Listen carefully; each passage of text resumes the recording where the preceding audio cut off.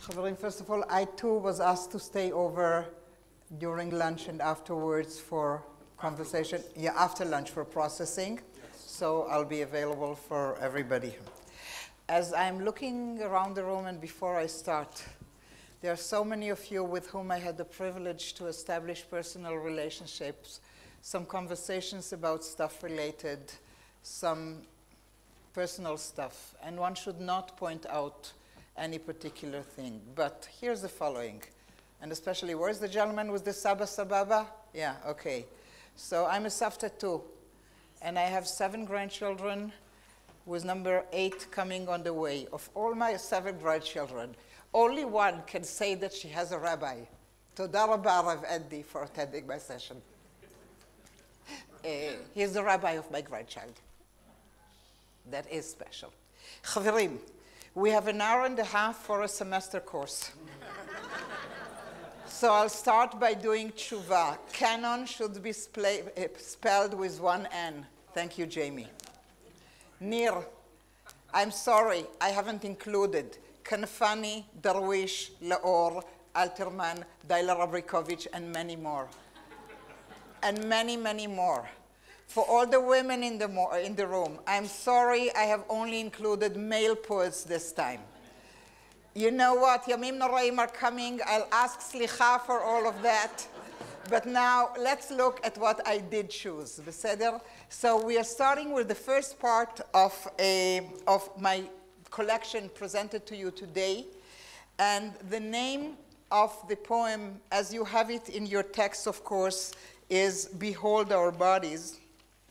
But everybody will refer to that particular group of people and that particular battle as the Silent Mountain Platoon, or Machleket Har Ha'ilemit. And as I was walking from one group to the other, those who were gracious enough to accept my visits, because some told me that they really did not need me, which was fine. I had more time for other stuff. I realized that it's not so sure that everybody is familiar with the background story of the Silent Mountain Platoon, of that particular battle. And since I've thought about that even before I had these conversations, I'd like to start by, first of all, look at Gore's picture, and he, Toda La'el and Ad Me'ad Esrim, has only a birth date on this. You know what that means? The guy is 91 years old, and the latest poetry book that he had published was about 6 months ago. Okay? I hope not the last. And now we are taking you to the crucial, heartbreaking date of January 16th, 1948. We are 6 weeks after the partition plan. The first part of the War of Independence, which is actually a civil war. You realize that, because the Brits are still ruling. It's not armies against armies. We do not yet have the IDF. One will have to wait for June 48 for that, a couple of weeks after the declaration of the state, almost 3 weeks. We do not yet have the invasion of the armies of the Arab states surrounding us. That will have to wait until May 15th, a day after the Declaration of Independence.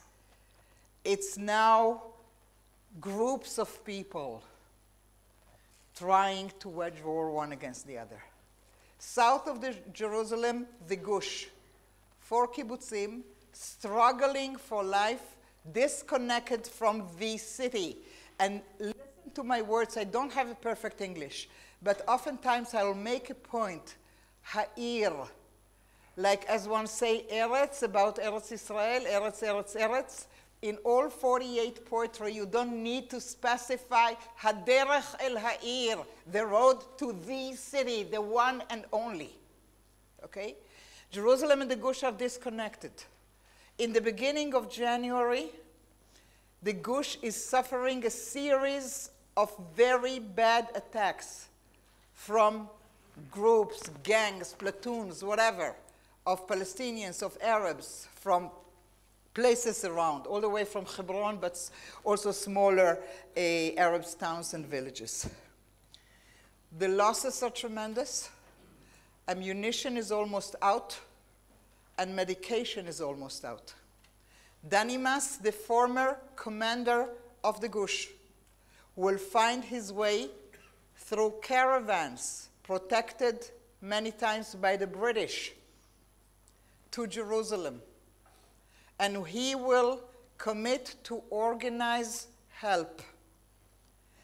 They will have a group of 40 on the first attempt, the earlier night, started off from Yerushalayim. Too late, they go back. The following night, from Hartuv, 38 will start, 35 will finish, 1 will get wounded on the way, and 2 will accompany me back. Let me show you the map. Okay? You can see Yerushalayim. You can see the Gush. Okay? The first attempt, first night, out and back.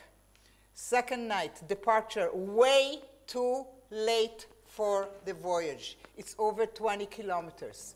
They are carrying ammunition. They are carrying medication. By the way, most of the platoon are Jerusalemites. Most of them are students of the Hebrew University. And Danimas, the commander, was a friend from training in Kurs Makim, the non-commissioned officers course of the Palmach of Chaim Guri. They have been trained together. They had left from Hartuv, but since I wasn't sure that you would know where Hartuv is, I put Bet Shemesh for you so that you know more or less where they have left for. The 3, where are we? I lost my arrow. The 3 will leave at 1 a.m. And now, on the way, there is a crucial meeting with an Arab villager that they do not harm and let loose, and that will be the beginning of a very important notion. We did not harm the civilian, but he could have been the one that would call up all the villagers to attack them. Early morning, 6 a.m., way too late to make it. The enemy discovers them, and then we have the battle hill here, which is about 5.5 kilometers from the Gush. Okay? You get the picture of the geography? Now, these notions are referred in my entry comments to the holiness, the sacredness of these texts for secular Israel, and not secular Israel, but mainly secular Israel. There are parts of our population, not all of them rah militarist people, who will sanctify these roads by making heists to the battle hill, but going in the footsteps of the 35 who were lost that night. Now, back to Chaim Guri, because that's very, very important. Once they are found, their fight throughout the day and early afternoon, it's winter, it's raining, and they will all die. The rumors and the notions will come to the Gush. They will reach Jerusalem mainly through Arabs who talk to Brits, who talk to Jews. Where is Chaim Guri at this point? You need to understand that Chaim Guri was trained together with Danimas. He was supposed to be among the fighters. He was supposed to be protecting Jerusalem, protecting the Gush, offering help. These are his buddies. Now, those of you who know me will think I've made this up, but I haven't. Chaim Guri was in Budapest. I know. I could have made this up. No. He was sent there to organize the bricha, the clandestine immigration of Holocaust survivors from Hungary to the land of Israel. Actually, soon it will not be clandestine, but at this point it is. He was on his way to Vienna that night, escorting a group of Olim, and it's in Vienna that he will see the British paper, which carries the very graphic picture of the bodies on the hill that the Brits have. He's alone, no media.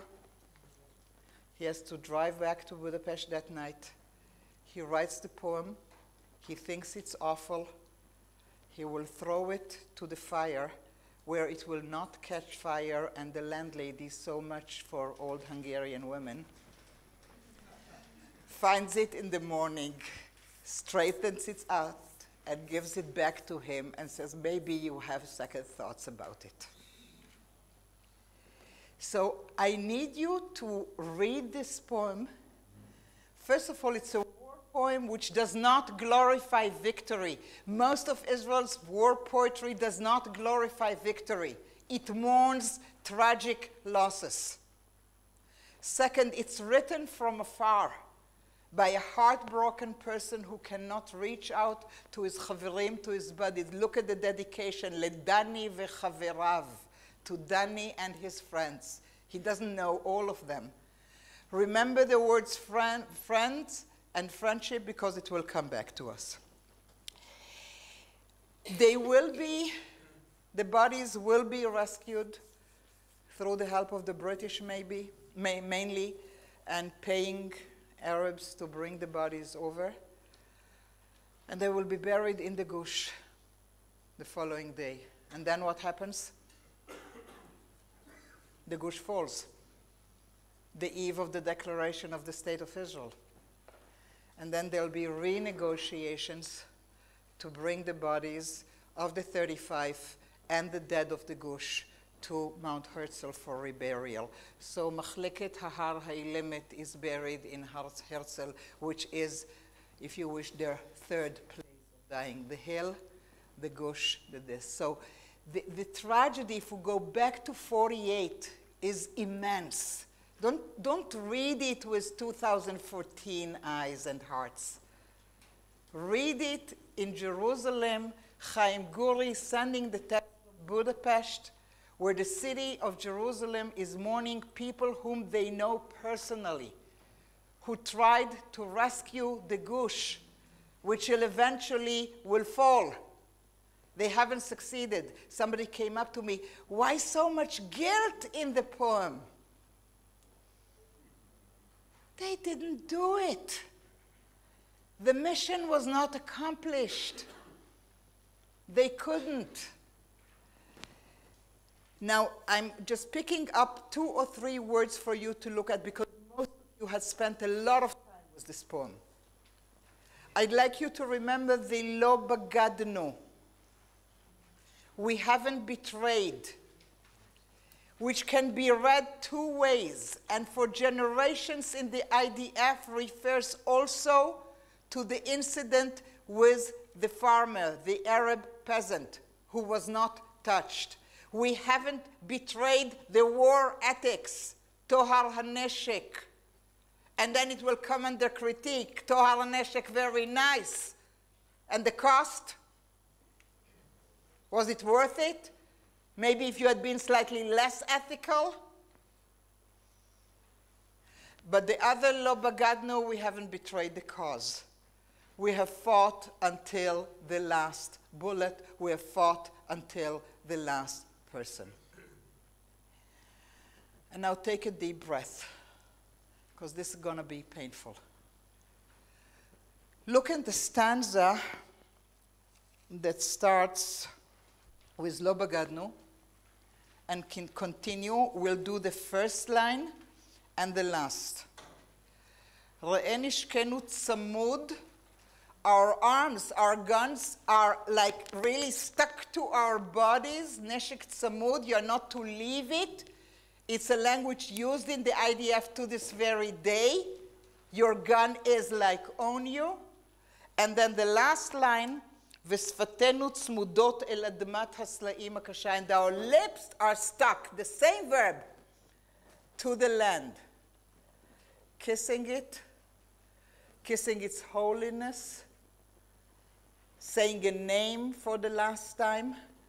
But I'm interested in Chaim Guri's extreme use of this shoresh, this root of tzamud, of being connected to the land, being connected to the defense arms.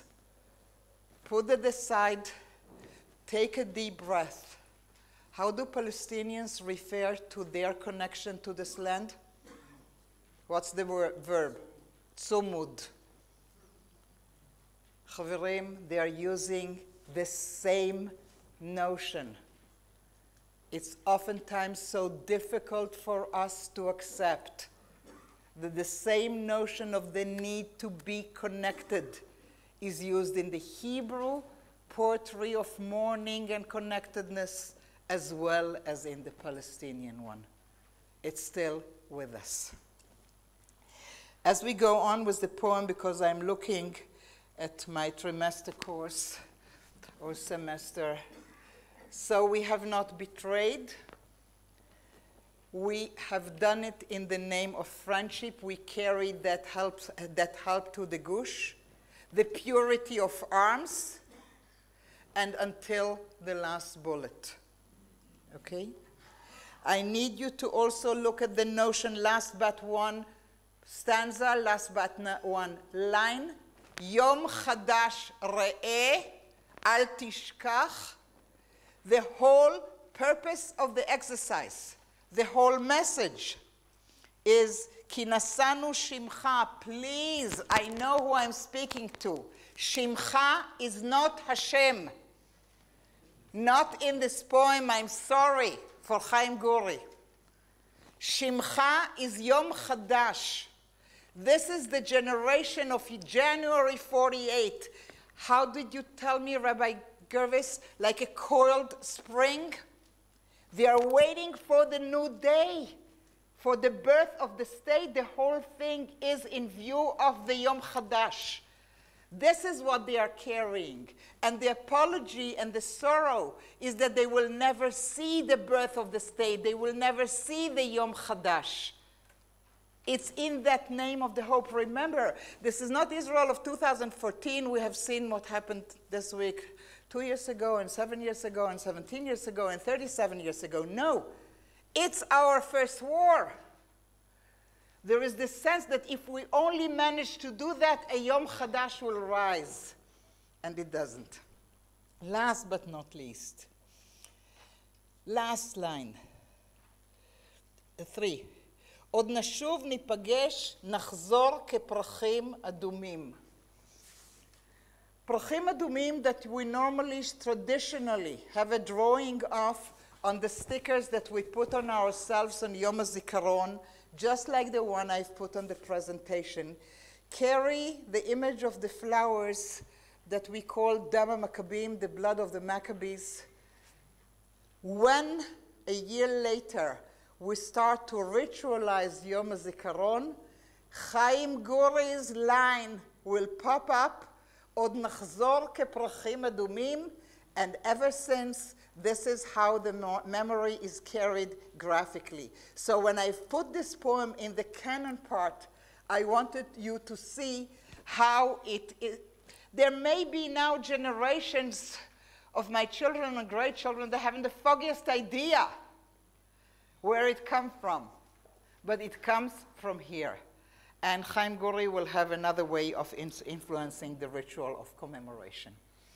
We'll leave this behind and we'll come to the Amichai. And generally in this audience, the fairly large number of people with whom I had the privilege to study Israeli poetry already know how much I favor Amichai, how much I teach it, and I've included only very few lines here, a short one, and I will spend just a couple of brief moments of it. Look at the tone of the Guri poem. As if all the way miserable alone in Budapest, he somehow knows that it will come part of ritual. And look at the opposed tone of Amichai. I don't know in name of what. I'm not absolutely sure for what. All I can tell you, it's about my friends, all of us under the rain, some of us alive, covering mechasim, some of us dead who do not bother to cover anymore. Look at the reversal of the verb lechasot, which we normally use to cover the decency of the dead. And here, practical, bitter Amichai. Protect the living. Cover the living. Don't worry about those anymore. Amichai in 48 is 24. Well, Gori is 25. Okay? They are one and the same generation. And yet, Amichai already has the sense to me in this poem of the, don't give me those big words. Don't give me the slogans. Don't give me the big causes. It all boils down to my buddies, to the bodies of my buddies next to me on the ground. Some living, some no. Two different tones of the same. Yet look at the similarities. This one is for Dani v'chaverav, and the other is for Dicky. Both of them are commemorizing friends, but in very, very different tones. Okay? Amichai, very down to earth, very practical, I would say very postmodern about the war. Way too early for his time. Way, way too early. We are still in your big Alterman, Guri, Hefer, Taratata language. Amichai is already there. It's about dead bodies. This is what it all boils down to. Now we come to Hariut. And with Hariut, I'll have you have the text, English and Hebrew, and I'm inviting you to participate in a classical Israeli activity of sing-along. You want to the Israelis in your shuls? Start learning how to sing these songs. And the translation is as bad as they come.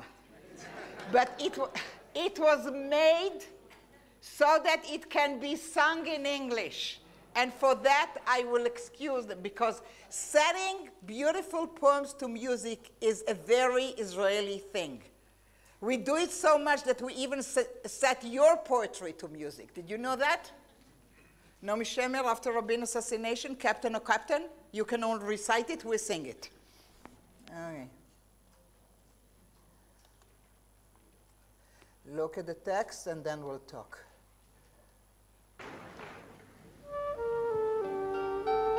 Tradition, very old Lakat Nachal.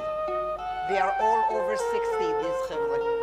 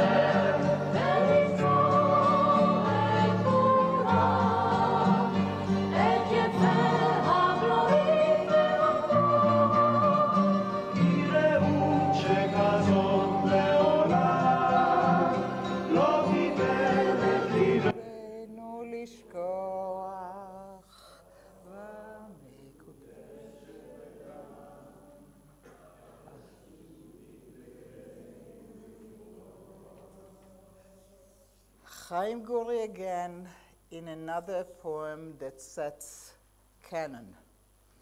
And we will start, it describes a Negev scenery, yet it refers to a Galil battle. Chaim Guri said so himself.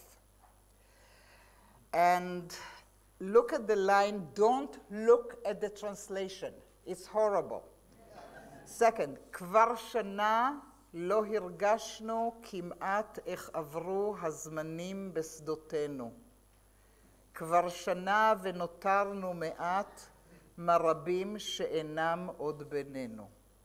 What is the כבר שנה? What is Chaim Guri commemorizing in this poem that happened a year before he is writing it? We are referring to a series of 3 battles that happened in the Galilee, in the place that we call traditionally Metzudat Yesha and later Metzudat Koach. Koach Kafchet for the 28 Palmach fighters of the Galilee who gave their life to the liberation of a British police station that should have been handed over but wasn't, and was taken over by the Arabs. The poem, as well as the museum inaugurated barely a year ago, look at the name if you can see, Muzeon HaReut. It is not called the Museum of the 28. It's called the Museum of Friendship, named after the poem of Chaim Guri that is written for them. Why is this ethos of friendship coming out of the second failed battle of Metzudat Koach? The last days of April 48 before independence, the third victorious one, not commemorated by poems, will happen on May 17th, 2 days after the Declaration of Independence, the first battle ever won by the State of Israel, okay? But after 2 failure ones. It's gonna be heartbreaking, but we are all adults here. It is said and recorded that when the bodies, again there was a story of recouping the bodies, that when the bodies of the soldiers who fought, of the Palmachniks, not yet soldiers, we do not yet have an IDF, were found and brought to Jewish burial, they were found 2 by 2. And it is clear that one had been wounded first and the second ran to the rescue and then also died. Chaim Guri gets the story, the images of the bodies as they have been found, and he will write Hareut. He is not eulogizing the fighting. He is not eulogizing Metzudat Koach. He is eulogizing friendship. And look at the line of the last stanza. Hareut kin'araich kulam, friendship like all your young men. Shuv b'shmech nechayech v'nelecha. It's in your name that we will smile and continue going. Kira'im shenaflu al charbam, for friends who have fallen on the sword. Remember the biblical connotation, because the lamentation of David over Shaul of Yonatan is the text that will be read in every Israeli ceremony of commemoration before the silver platter and before Shir Re'ut is sung.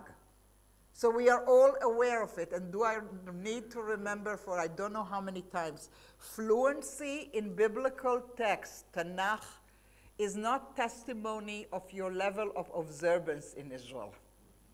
We know Tanakh even if we mechalel Shabbat, okay? That's who we are. Sometimes we know more Tanakh when we are mechalelei Shabbat. So Guri is totally fluent in this language. He brings it in because Kinat David al Yonatan is also a Shir Re'ut. It's also about friendship. And now, it's the Re'ut in the name of which we fight. Again, not God, not country, no state, no Metzudat Koach. We had Yom Chadash in the previous one, and now we have the other value, the friendship. Why do we fight for? For him, for him, for him, for her. It's for this unity, it's for this friendship. It was said and practiced in this country that Shir Re'ut, loved by many, was especially cherished by Yitzhak Rabin.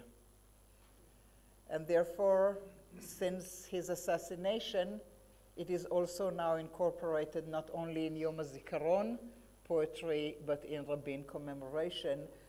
No particular connection, he was not involved with that battle, but because we all know and remember how much he loved that poem, it was his generation.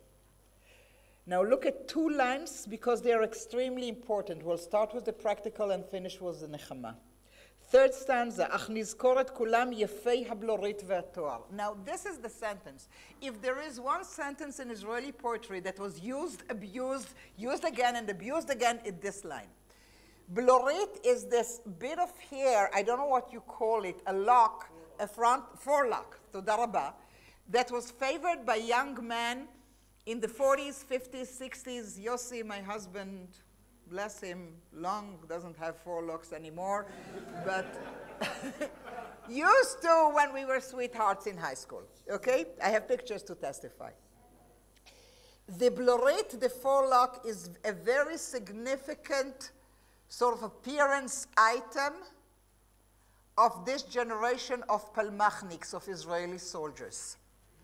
And therefore it becomes a classical line to relate to that heroic generation of saviors of the state. It will be, do I dare call her my colleague? It's a kavod, but I'll take the chutzpah. Chana Yablonka, who wrote one of the most important books on what happens to Holocaust survivors when they come to this country immediately after the Holocaust. And she will research their participation in the War of Independence. And she will come out and say, Chaverim, the people who made the state possible by fighting in the War of Independence, over half of them were not so yefei toar and didn't have that much of a blorit. They were Holocaust survivors, but they also belong. So yefei blorit ve'atoar can be used as a very positive way of describing a generation long gone, but also of a critique of some of the political correctness or incorrectness of the period, okay? Remains from the Chaim Gori poem. Last but not least, when technology finally reaches this country, and in the 90s we create the ultimate site of commemoration of every single man and woman who fell in the fights and the battles for this country. The site is called on the internet. I gave you the picture, you can read. Nizkoret Kulam. It's a quote from the Chaim Gori poem. If you go online and Google Nizkoret Kulam, you will get the official site of the IDF, of the Ministry of Defense, Misrad HaBitachon, Rashut HaHantzachah. You will find the names of every single man, woman who were involved in the battles of Israel. So Chaim Gori again manages to somehow come into this canon creating of commemoration with single lines, Nachzor keprachim adumim, Hareut, Nizkoret Kulam, Yefei Blorit V'Atoar, to create a whole body of language on which those narratives are carried. Right. We are skipping. We have to. I need to close that one before it will move. Okay. I do not, unfortunately, have my time that I want to the Parade of the Fallen. I will not leave it without a word. So here is the following. This is 67. Israel is not the same. The language is not the same. Okay, Parade of the Fallen is one page before. It's not the same because it's not one war anymore. We already have had the War of Independence, the 56 one, we had 67, we had casualties in between. It's accumulating. The country is bleeding. It's painful. Yet another war. Remember, everybody is glorifying the victory, united Jerusalem. We came back to those holy places, but next to it, there are yet hundreds of families who have lost their children in the war. And for them, whether Jerusalem is united or not, lo batuach, not sure that it's such a happy occasion. Okay? Now, Chaim Hefer does something that Guri of 48 could not do. It's 20 years later. Guri looks at them on the ground. Chaim Hefer said, raise your eyes, they are up in heaven. It's not a 48 language. It's a 67 language. And you can now offer the nechama of a life to come, the nechama of divine protection, which was not the language of 48, of mainstream Israel. With Chaim Hefer, it will become mainstream in 67. I'd like you to note that normally when we set people to rest, we, the living, apologize and ask forgiveness. And Chaim Hefer reversed the notion and will have the fallen ask forgiveness for the sorrow that they have brought upon their families.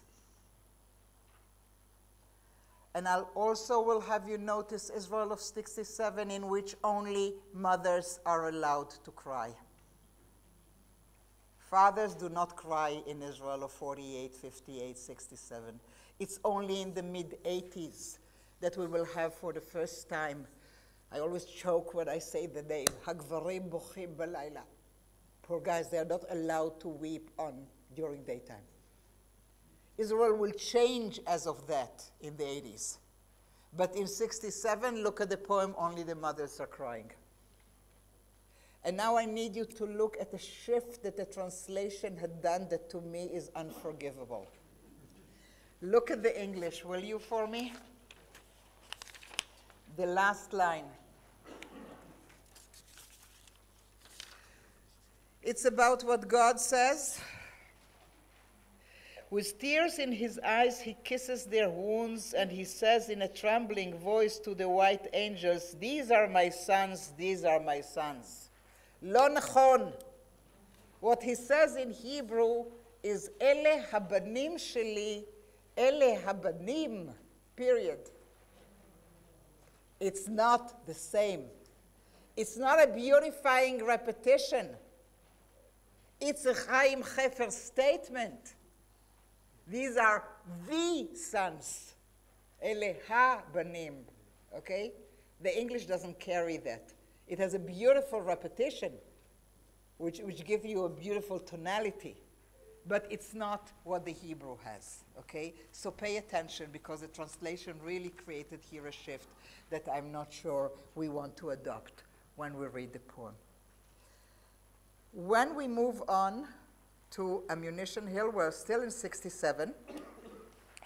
And what I need you to do now is to shift your memory to a world in which news were given to us not on a screen, but from a loudspeaker.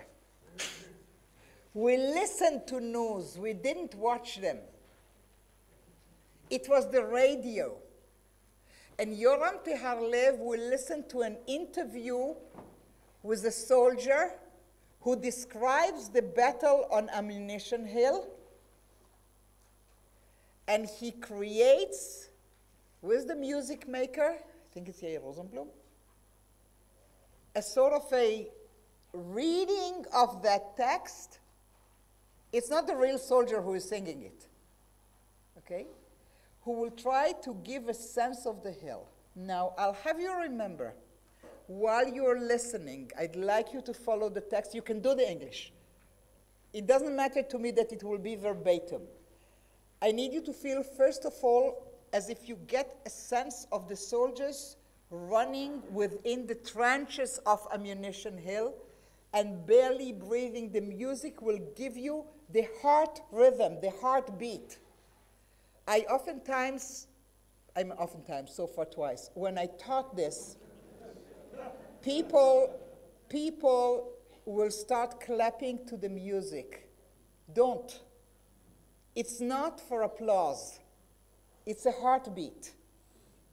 Okay, so give up the applause, although it's tempting, and try to listen to this heavily breathing, running story. And this time you don't have to rely on the text because it will give you a fair translation on the screen.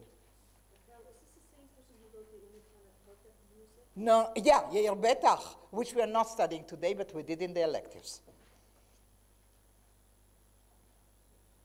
Can you see the text? I'll give you a big screen. מה יכול להיות?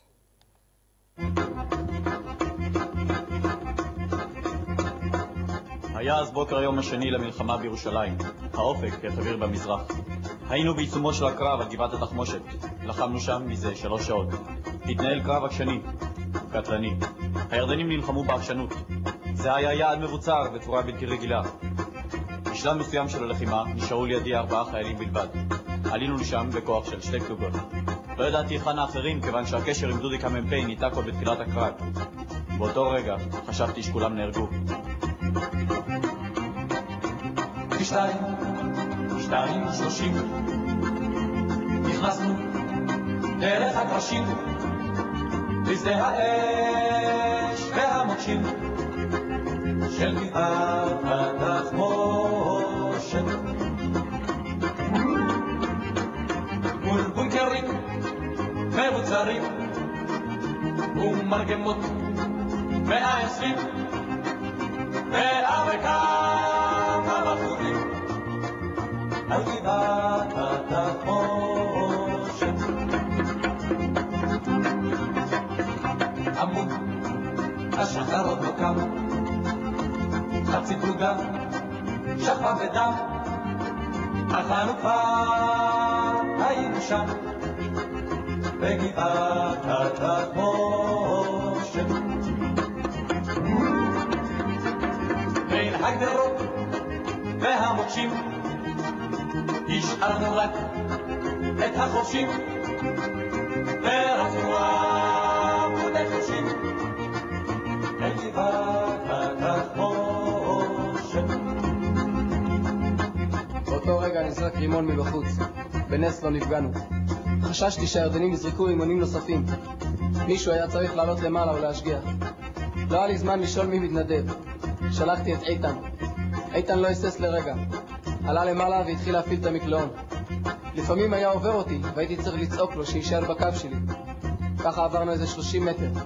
איתן היה מחפה מלמעלה ואנחנו תיארנו את הבונקרים בפנים. עד שנפגע בראשו ונפל פנימה. ירדנו אל התעלות, אל הכוכים והמסילות ואל המוות המחילות של גבעת התחמושת. ואיש שענה לא שאל, מי שהלך ראשון נפל, צריך היה הרבה מזל על גבעת התחמושת. שנפל נסחב החור שלא יפריע לעבור עד שנפל הבא על גבעת התחמושת. אולי היינו אריות, אך מי שעוד רצה לחיות אסור היה לא להיות על גבעת התחמושת. החלטנו לנסות לפוצץ את הבונקר שלהם בבזוקה. הבזוקה עשתה כמה שריטות לבטון.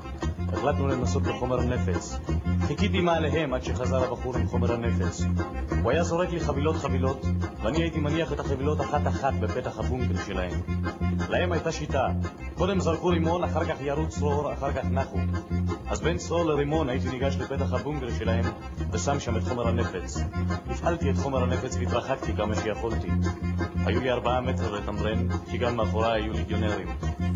אני לא יודע למה קיבלתי צלש, בסך הכל רציתי להגיע הביתה בשלום. בשבע ו20 אל בית הספר לשוטרים אספו את כל הנשארים מגבעת התחמושת. עשן עלה מן הגבעה, השמש בא, מזרח גבה, חזרנו אל הישיבה מגבעת התחמושת. חזרנו אל הישיבה, השן עלה מן הגבעה, השמש בא, מזרח גבה, על גבעת התחמושת. על בונקרים מבוצרים ועל אחינו הגברים שנשארו שם נעצרים על גבעת התחמושת. It's allowed to breathe.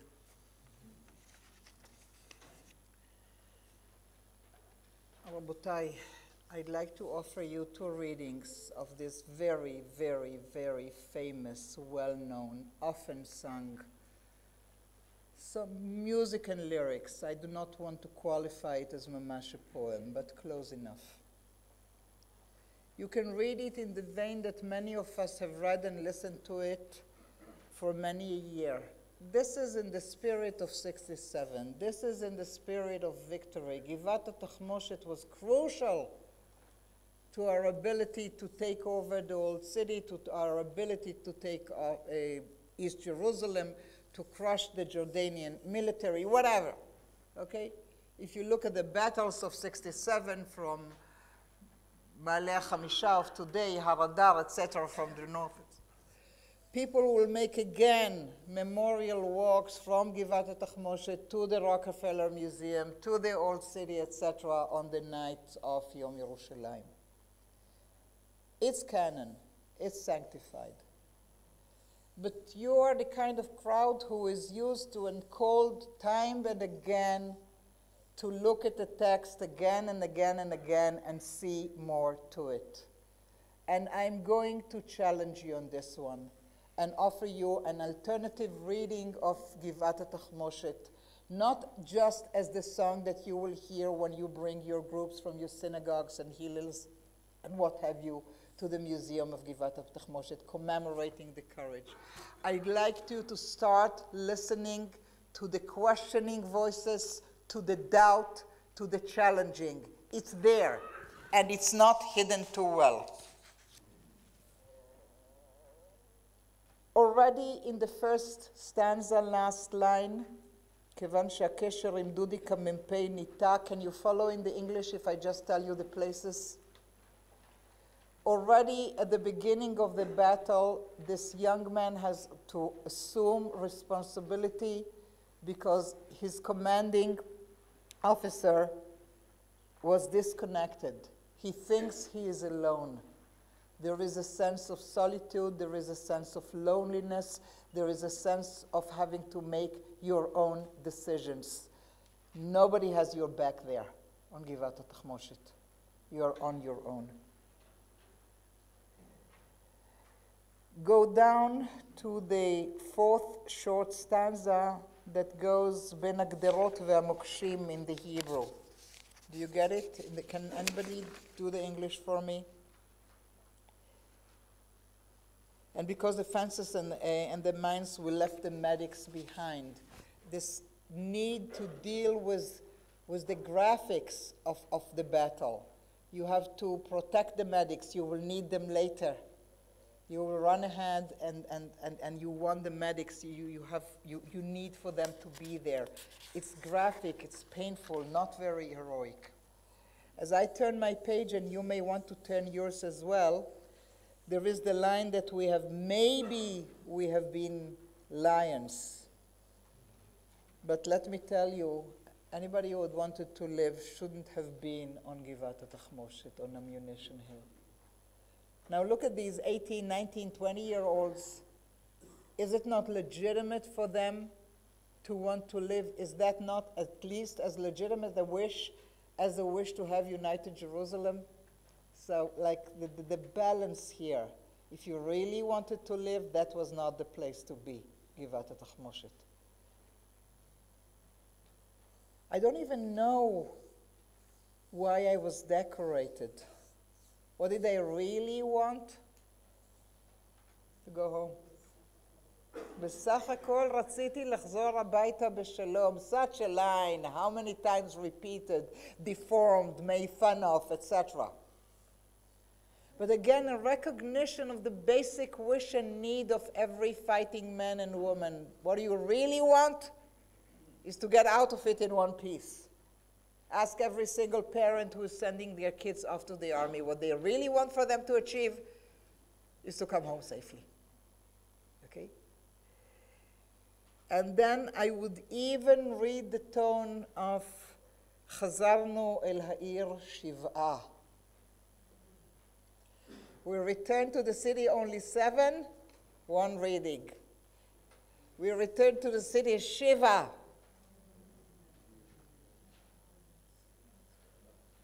It's there.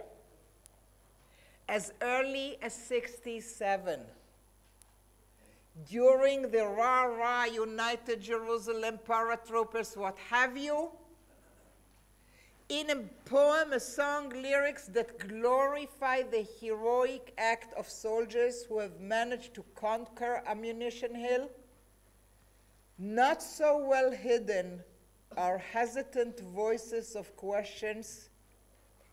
Totally necessary, had to happen. Sorrow, pain, questioning will start.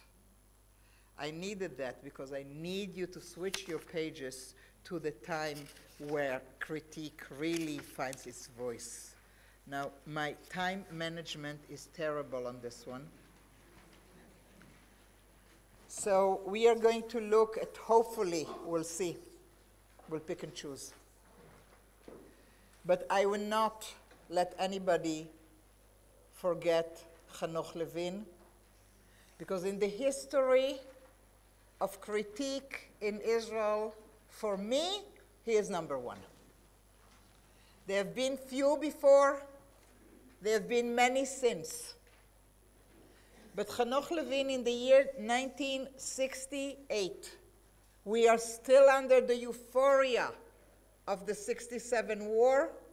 I hate to call it the 6-Day War because I don't know how many years had passed since it's still continuing, that famous 6-Day War. Is putting one after the other between 1968, 69, and 70.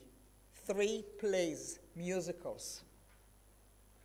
אני ואת והמלחמה הבאה, Ketchup, and Malkat Ambatya. It's not Malkat HaAmbatya, it's Malkat Ambatya, Bathtub Queen.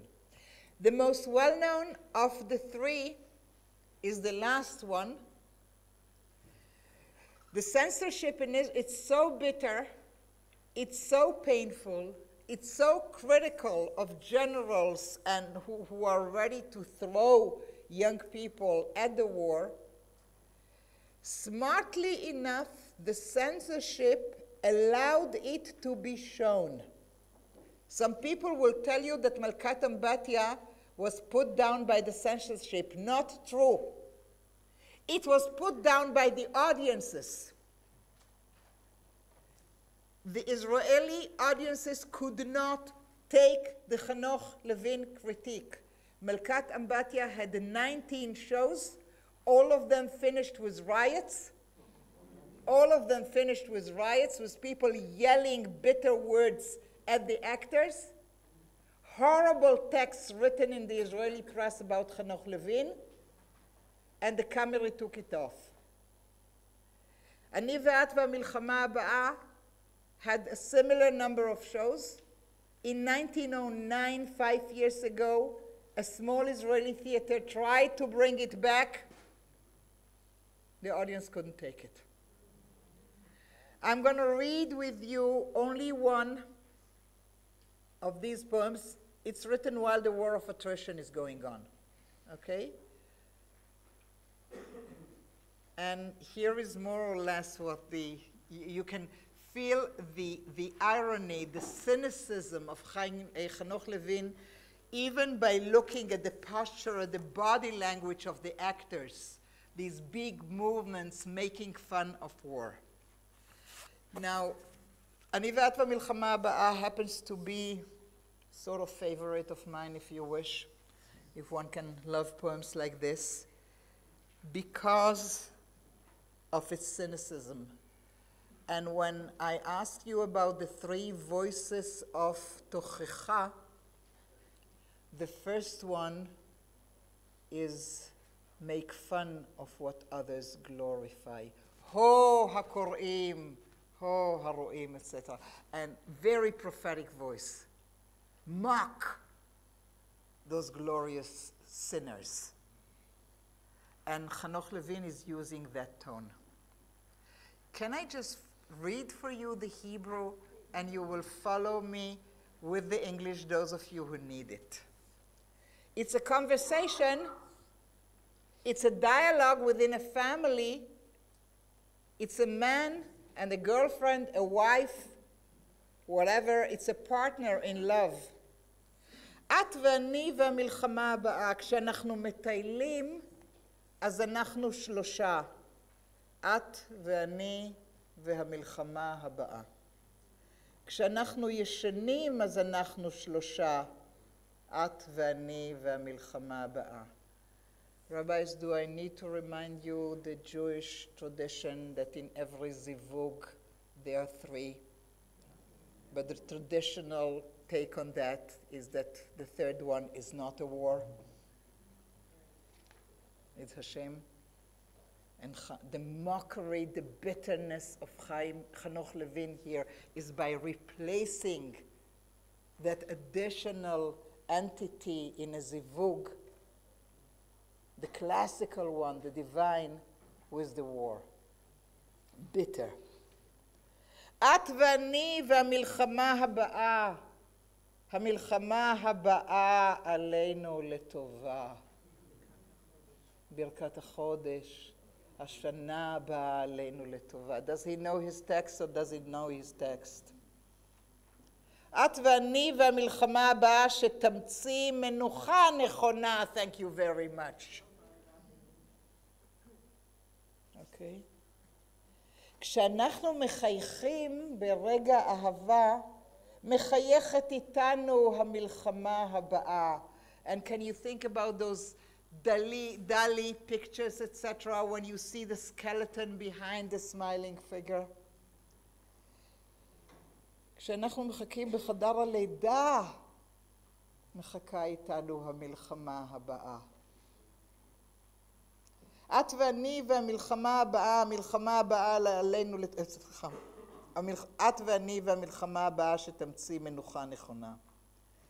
כשדופקים על הדלת, אז אנחנו שלושה. Now this דפיקה בדלת is when they come to bring you the horrible news. David Grossman, a couple of years ago, went to the length of writing a whole novel, To the End of the Earth, about a woman whose only wish in life is not to be there so they cannot knock on her door. It's the horror image of every Israeli family. So it's an icon that everybody will recognize. כשדופקים על הדלת אז אנחנו שלושה, את ואני והמלחמה הבאה, וכשזה כבר נגמר שוב אנחנו שלושה, המלחמה הבאה, את והתמונה.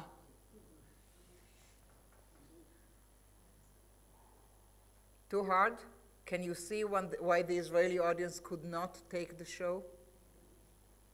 את ואני והמלחמה הבאה, המלחמה הבאה עלינו לטובה. את ואני והמלחמה הבאה, שתמציא מנוחה נכונה. The last line is missing. It should be a repetition of the refrain. כן. מה?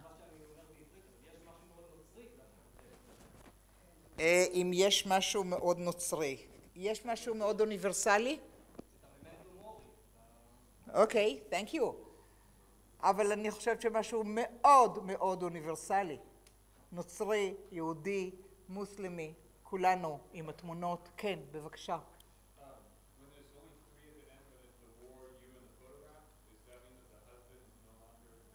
I think so.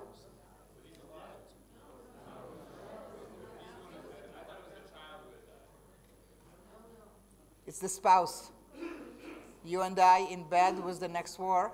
You and I waiting for the baby and the next door. And you and I, you, my picture, and the war to come. Okay, he's gone. It's the husband. We're going to smile before we leave here. Yeah. I'm committed to that. Yeah. Also, in Chabad, we saw isn't it also called Israel? Which one? הבא עלינו לטובה? בטח. You can count your prayers down this. You can use this poem as a rosary. If you want Christian. One poem after the other. Yeah.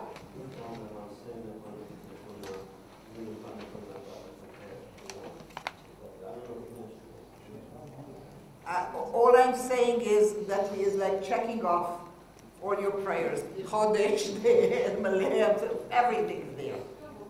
Yeah.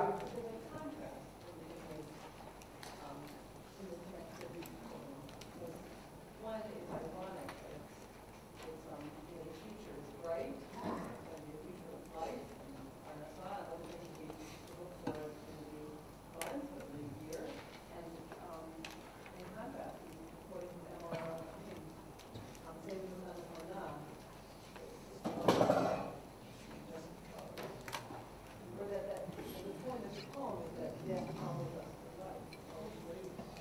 It's not death. Don't choose that track. It's not about death. It's about wars. It's an anti-military. It's not your peaceful, make nice El Maleh Rachamim. Please, don't take that away from Hanoch Levin. Leave the edge. No, but he dies, so that's why. He is killed in war. Okay. Please don't mince words when you come to Hanoch Levin. And it doesn't say whether the war is right or justified or whether it saved Jerusalem or Givat HaTachmoshet or anything. It doesn't matter. It's war. And it cannot bring menucha nechona. And it's not ba'alenu letova. It's ba'alenu lera'ah. Yeah. Yeah, I said it's a mockery. It's irony. Yeah, totally. Totally. Kamuvan. Chevra, time flies. Now, the Wieseltier one,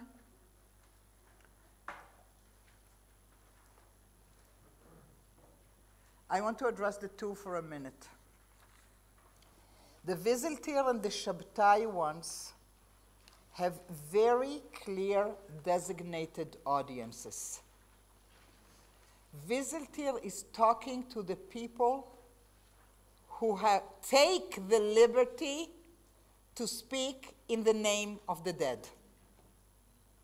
This is his absolutely clear designated audience. If I happen to die, don't you dare speak in my name, period. Remember how many of the war poems, traditionally the canonic ones, from Hine Mutalot Gufotenu, all the way to the soldiers in the Parade of the Fallen, all those poets take the liberty to speak in the name of the dead. And it's in 1986, through terrorist attacks and whatever, and Israeli retaliation, that Chaim Wieseltier will say, not in my name. sort of wanting to put a stop to that tradition. Can I again go with the Ivrit and for you to follow? Okay. אם אמות יום אחד מכדור מרצח צעיר, פלסטיני אשר יחצה את הגבול הצפוני, או מהדף רימון שיטיל, או בהתפוצצות של מטען בשעה שאבהה מול מחיר מלפפונים שבדוכן השוק. So first of all, a shift from all the glorious dying in battle to the much less glorious dying of everyday life in Israel at conflict for so many years. And Milchemet Lebanon, Piguim, etc. So whether they come from the north, whether they find me in the market in Shuk Machane Yehuda, whether it's why I'm having coffee at the Moment Cafe or whatever, it doesn't matter. אל תעזו לומר שדמי מספק הוכחות לצדקת טעותכם. Do not justify your טעות, mistakes, with my blood. שעיניי הקרועות מחזקות אתכם בעברונכם. My totally open dead eyes strengthening your blindness. Can you see the language? Okay? Exactly as you have pointed earlier, Rabbi, the lady just in front of me. Okay? Just the same technique, one next to the other, and juxtaposition. שמאי השפוכים מספרים כי איתם אי אפשר לדבר במילים ולחתור להסדר. Do not use the parts of my body to justify whether one can or cannot talk to those itam. Look at the word. Those others. They, over there. They don't have a name. They don't have a face. You cannot talk to them. Itam. אפשר רק להדבירם בכלי אש. The language again. לדבר, to talk. להדביר, to exterminate like bugs. מרתפי חקירות, עוצר, כלא, גירוש, הפקעת אדמות, התחכמות, יד קשה, לב נחוש. Sounds almost like the counting of מכות מצרים. You know? מכה אחרי מכה אחרי מכה. Do not put these actions in my mouth. Don't you dare talk in my name. Don't you dare justify that. Okay? יד קשה, לב נחוש המדמה להוריש אמורי ולהחריט עמלק. They are not Emori. They are not Amalek. Do not abuse Tanakh to find justification and pilpulim and what have you in all that. יסתפק לו הדם באפר. דם הוא דם, לא מילים. And the last line, איומה הזיית המלכות בלבבות ערלים. Now the ערלים are normally in our language the non-Jews, the enemies. But לבבות ערלים is the unlistening hearts. And those are our leadership. הזיית המלכות, the delusion of superiority of kingdom in those heartless people, לבבות ערלים. Meir visited here in 1986.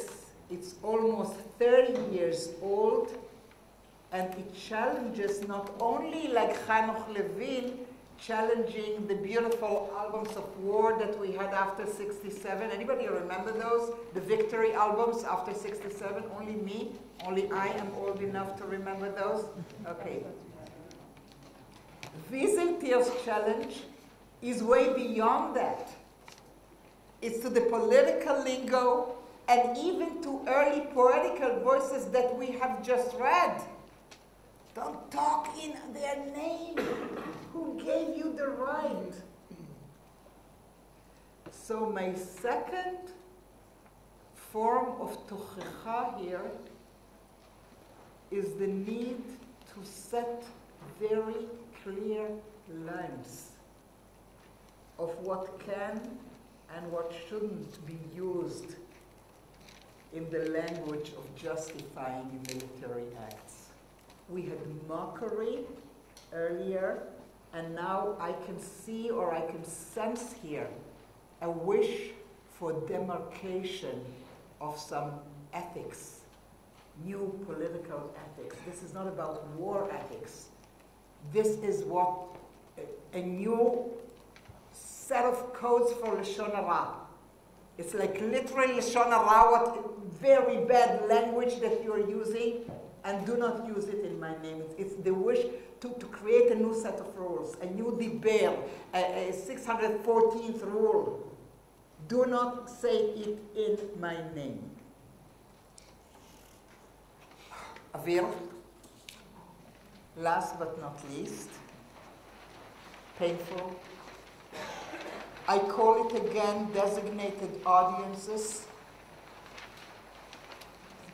and it's for those soldiers who already went and may go again tomorrow or later today or next week into the Gaza Strip with bulldozers, destroying homes in the name of yet another quote-unquote justified war. And he looks at them, and they are still the same chayalim from 48 and 67, than the ones in the Parade of the Fallen. They are still those young people. And this time the tochecha is to them, and it's in a tone of a plea, of a request. Mend your ways. Behave differently. Could you not please? Again, the Hebrew followed the English. ולמה לא הבאתם פרחים? משאית מלאה צרורות פרחים לילדים האביונים של רפיח. How about that? Take a military lorry and fill it with flowers to those miserable kids of Rafah. או שקי סוודרים זולים לאימהות. You know, it doesn't have to be very expensive. Just bring them some sweaters, the mothers. או מצתים סיניים לאבות. Yes, they smoke, so bring them lighters. So what? ולמה לא הערתם אותם עם חבילת מטריות ומעילי גשם? או אולי עם ג'יפ מלא זיקוקים לפרוס לרגע מניפת נוגה. Look at the beautiful language. מעל השלוליות. A canopy of splendor over the puddles. לא קראתם את הארגז המעופף? Anderson, the translation gave you the reference. It's an Anderson story. אפשר היה לדרדר מכף הדחפור אל פתחי הבתים כיכרות לחם. You know? להשאיר בגניבה stealthily, so nobody sees. קרטוני חלב. You know, like military activities have to be secret. Okay, do it in secret. Bring the milk. You know, in secret. Nobody should see. האם אינכם יודעים להפתיע? האם אין במוחכם קמצוץ דמיון? יכולתם בחסות החשיכה חרש לבנות מגרש משחקים? With all those bulldozers and stuff that you will use to flatten their houses. How about making a playground? או להציב את עמודי החשמל, או למלא מרפאה בתרופות. I'm sending you back to Gori. Try to carry medication. They too need medication. לא שמעתם על לואי פסטר? באיזה טיט מילאו את ראשכם? שבאתם בלילה בזעלפות גשם, הרסתם 6 בתי עוני, ו600 אנשים, נשים וטף השלחתם לבוץ. חיילי עופרת מטומטמים. חברים, this is not betrayal. This is in the vein of classical Israeli military education to check orders that were given to you. It's since the Kfar Qasim affair that soldiers of the IDF are not only allowed but commanded to be able to discern unethical orders and to refuse to execute them. And Aharon Shabtai is not letting them go as these were the orders. You have to check the orders. And now this is something painful yet funny. So I'll read the painful with you, then I'll tell you why it's funny. האם אביכם הוא סכין שרק יודע לחתוך? האם אמכם היא מספריים שרק רגילים לגזור? How many Israelis in the room? Would you care to clarify? אבא שלך זגג? You know those Israeli expressions where somebody stands in front of somebody else and sort of prevents the view from you, so the polite way to say, please move aside, in Israel is, Abba shelcha lo zagag. What's a zagag in English? A glazier. Your father is not a glazier, you're not glass, so move away. Okay? That's polite Israeli, just in case you didn't notice. Okay?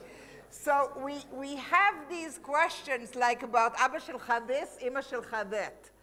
And Aharon Shabtai is going back to basics and literally for the Israeli readership is treating them as children. And he will use this childish language. Abba shelachem sakin, Ima shelachem misparayim. Obviously your Abba is not a sakin. And your Ima is not a misparayim. You probably had a very decent upbringing at home. Why can you not use it? Okay? So that's my third form of tochecha for you today. And that's leave cynicism aside and mockery. Leave the politicians aside. Maybe if we went grassroots, maybe if we talked to the children, maybe if we talked to them before they went to the army, maybe if we let them hear another narrative, maybe if they understood that there are other options. 3 forms of offering clear, critical voices in Israel. There are many more, I know, but these will have to do for today. We're not done yet. We need to do hope, and I have 7 more minutes. The one thing I will not give you is the obvious. We go from the Palmach dates to אין אפשר כי בג'יפ שעבר, you know, the jeep passes by and it says it's all over. מה קרה? Okay. האמיני יום יבוא טוב יהיה מבטיח לך. I promise you, always a male to a woman, of course, because we women, we don't know what will happen, but men will tell us and then we will know. So, sorry, I had to do that. האמיני יום יבוא, just believe, trust me, everything will be fine. Again, a male voice to a child, girl this time. I promise you that this is the last war, and this is the only one that I'll have you listen to a minute. And I know you'll be nostalgic about it, but I'm not letting you get away with this type of promises.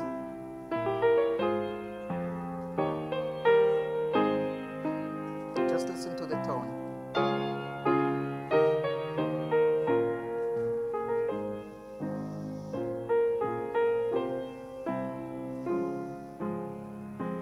אני מבטיח לך, ילדה שלי קטנה, שזאת תהיה המלחמה האחרונה. אני מבטיח לך, ילדה שלי קטנה, שזאת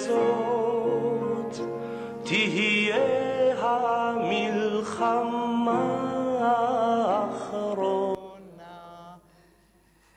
And then will come, כל זה יבוא מחר, אם לא היום, ואם לא מחר אז מחרתיים. חבר'ה, no. I'm not letting you get away with this. You are the leadership of a fair part of the Jewish people. You deserve better. We can do more. And therefore, sorry about that. And therefore, we will read the Amichai and the Roni Somek. So I'll refer to the one in the middle, The Children of 1973. It's a poem, it's a song that was written in 1994. It's about the generation of the children who were born to the soldiers who came back from the Yom Kippur War. Did you ever hear it? Can I see a show of hands for the yes? You are going to hear it. Look at the text. No, even if we stay 3 minutes longer today, I'm sorry. That's a must. Go to the text of the 73 generation thing. It's written when they are 20. October, they are born in 74. We are the children.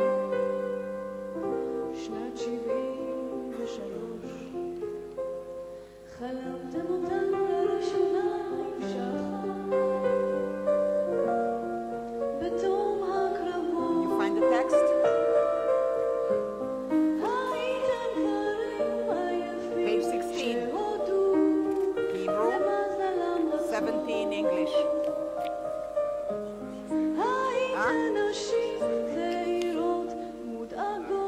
שלכם. אוקיי, סליחה.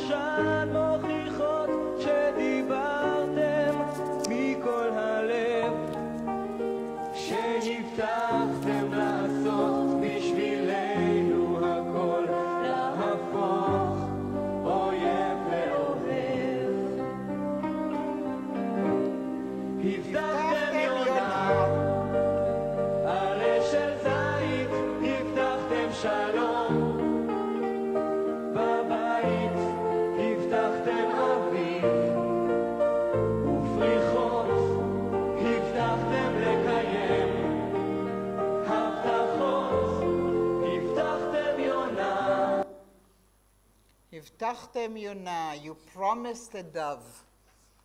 And note the language of children. And promises have to be kept. How many times have we said that to our children? And now it's reversed. And Shmuel Hasprey will put it in the mouth of the children, turning to their parents, the soldiers of 73, and say, you said, but you promised. What about the promise? And this is where I want to ask you to be indulgent for 3 or 4 additional minutes. Is that okay? Yes. Toda rabba. We will go from an early Amichai to a later Roni Somek, and we'll finish as you leave without studying it with an Arik Einstein that you don't have in your text. Please open the Amichai for me. who must have known something as early as 48 or 49. I don't have the exact date for the poem because it's in Amichai's first collection, 1948 to 62. So I don't have a date on each poem. But from the description, there are people sitting at this table who remember the city of Jerusalem immediately after the War of Independence, divided, Mandelbaum Gate. You came on hikes of schools from all over the country to go to the YMCA building and look at nothing. As some of you have said, Aryeh and David and so on, look at nothing. There was nothing to see. And Amichai is one of those soldiers on guard, looking at the other side where you can see nothing, but he can. Oh, he can. We are reading the classical Hannah Bloch translation, okay? On a roof in the old city, laundry hanging in the late afternoon sunlight. The white sheet of a woman who is my enemy. The towel of a man who is my enemy to wipe off the sweat of his brow. In the sky of the old city, a kite, at the other end of the string, a child I cannot see because of the wall. We have put up many flags, they have put up many flags, to make us think that they are happy, to make them think that we are happy. I'll just walk you through it very carefully, and remember, it's a very early Amichai. He is 24. But these are the years that he will write El Maleh Rachamim already. Amichai can see that which you cannot see. He will see the sheet and will know there's a woman behind. They say she's an enemy. You know, you can hear the tone. He will see a towel. He knows a man may want to use it to wipe his brow after a heavy day of working. He will see a kite and he knows there is a child. He will see their flags and ours and he knows we are all pretending. He knows there are human beings on the other side. And all my hope, why did I include it? Is literally because of the material. Amichai creates one of the earliest not yet peace poems by switching from iron to cloth. Towel, sheet, flag, kite, v'chitetu. Not the quote, but this is what he does. He moves from the guns to the cloth. You want to go a step further? Talit, kippah, beged, chitul, anything, cloth, not iron, not metal. I think that if we are looking not to illusions, not to promises that cannot be kept, let us maybe hang on to these images of the very basic humanity across the wall and our inability to see them for now, but our hope to be able one day to tell them, we actually raised all those flags to make you think that we were happy, but we were not. And we know we did the same. You did the same. We are so similar. Amichai at 24. And then to break classical boundaries. At the time when Israeli poetry is so Ashkenazi, of people who listen to Chazanut or pioneer songs or Beethoven's, comes the North African Aliyah of the 50s and the 60s, and among them, little Ronnie, who is in the transit camp in the Ma'abara, and the miserable coffee shop there. And on the miserable coffee shops, there are two pictures. Ben Gurion, you know, and Kulthum was the most famous Egyptian woman singer. How many of you ever enjoyed her singing? Enjoyed.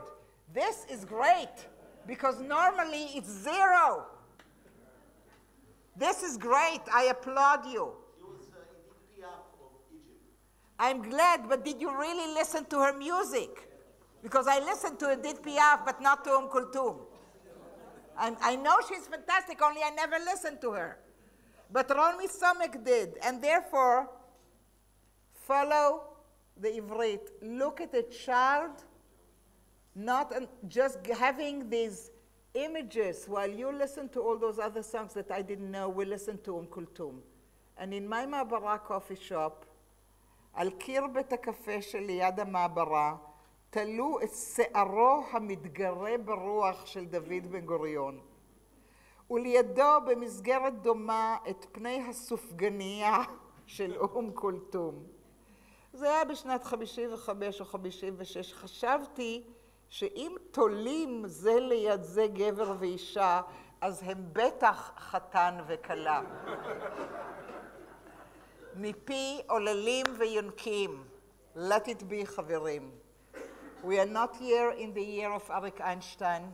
He sat to music and sang for us Israel's most beautiful songs, but there were a few that he had composed himself. And we are going to listen to one. And this is one that will take us, I'll give you the Hebrew in a moment.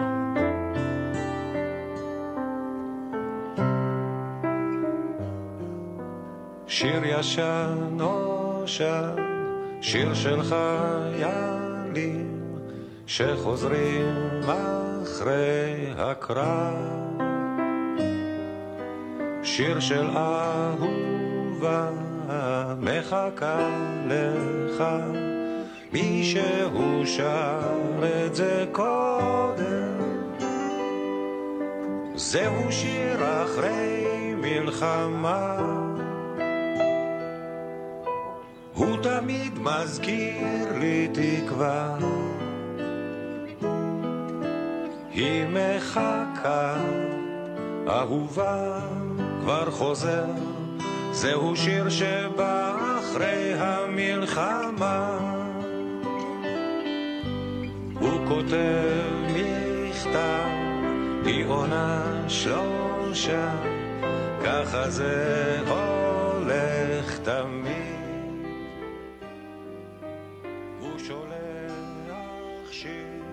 חברים, תודה רבה for having done this journey with